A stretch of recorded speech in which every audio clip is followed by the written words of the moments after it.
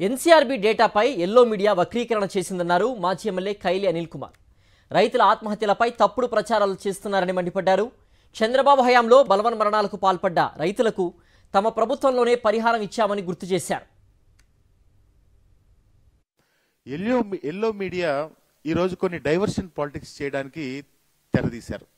NCRB నివేదికని ఏదో ముందుకు తీసుకొచ్చి వైఎస్ఆర్ కాంగ్రెస్ పార్టీ ప్రభుత్వంలోనే రైతులందరూ కూడా ఆత్మహత్య చేసుకున్నారు, చాలా అత్యధికంగా ఆత్మహత్య చేసుకున్నారని చెప్పి ఈరోజు ఒక చంద్రబాబు నాయుడు గారు పక్షాన గొప్పగా బ్యాటింగ్ చేస్తా ఉన్నారు.